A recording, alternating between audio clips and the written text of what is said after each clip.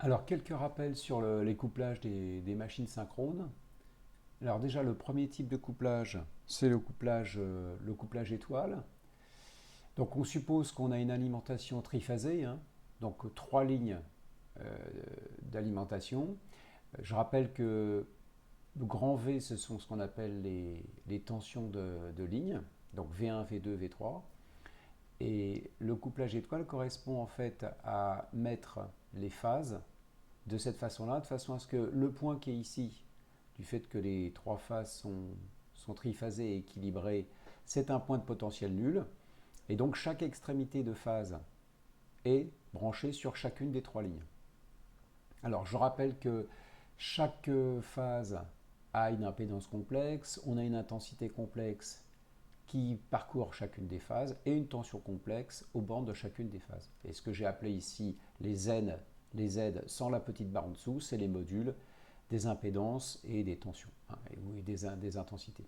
Donc ce qu'il faut retenir, c'est que dans un couplage étoile, la tension aux bornes de chacune des phases est égale à la tension, ici, la tension de ligne. Puisque ici, on a un potentiel nul qui correspond à la masse qu'on a ici. Et le point A est au même potentiel que la ligne 2, par exemple. Donc ici, on a U2, la notion de la valeur de U2 ici, qui est égale à V2. De la même façon, les intensités qui parcourent chacune des phases sont égales. Là, on le voit bien, hein, l'intensité de ligne 2, elle parcourt la ligne et elle rentre ici dans la phase. Donc, les intensités dans chacune des phases sont les intensités de ligne. Donc, ça, c'est le couplage étoile. Le couplage triangle, là, cette fois, chacune des phases est donc branchée entre deux lignes d'alimentation. On retrouve notre alimentation ici avec les trois tensions simples, les trois tensions de ligne. Et par exemple, si on prend U1 qui est ici, entre A et C, alors toujours la définition d'une tension. La tension, c'est la différence du potentiel de l'extrémité de la flèche moins le potentiel de l'origine de la flèche. Donc ici, ça fait VA moins VC.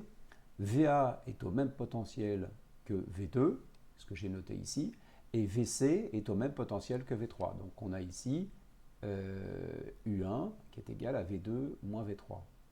On retrouve ici V2 moins V3, c'est la tension qu'on a entre phases qu'on appelle la tension composée. Et je rappelle ici que la tension composée, c'est racine de 3 fois la tension de ligne. Alors, de la même façon, on montrerait hein, que chacune des phases est parcourue par une intensité qui est égale à l'intensité de ligne divisée cette fois par racine de 3.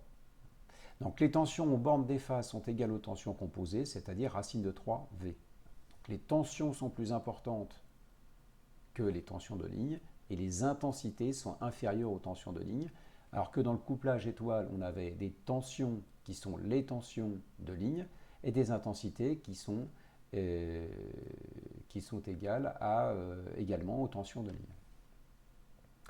Alors, pour le couplage des moteurs, je vous rappelle que les moteurs, on utilise des moteurs asynchrone dits bitension. La plus petite des tensions est la tension nominale UN. Cette tension nominale, c'est la tension maximum que peut supporter une phase de votre machine, une des phases du stateur de votre machine. C'est-à-dire que c'est la plus grande tension qu'on peut appliquer aux bornes d'une phase. Par exemple, pour une machine 230-400, la tension nominale, c'est donc la plus petite des deux, c'est 230. Donc ça veut dire qu'on ne pourra pas mettre plus de 230 volts aux bornes d'une phase. Si on a un réseau d'alimentation triphasé 400 volts, alors je rappelle ce que c'est qu'un triphasé 400 volts, c'est une tension de ligne de 230, c'est-à-dire ce qui correspond à la phase qu'on a chez nous sur les prises électriques, et on a une tension composée qui vaut 400. Et bien dans ce cas, si la tension de ligne est égale à 230, ça va correspondre à ce qu'on a ici, c'est-à-dire qu'on aura aux bornes d'une phase au maximum 230 qui sera la tension de ligne, et donc c'est le couplage étoile qui prévaudra.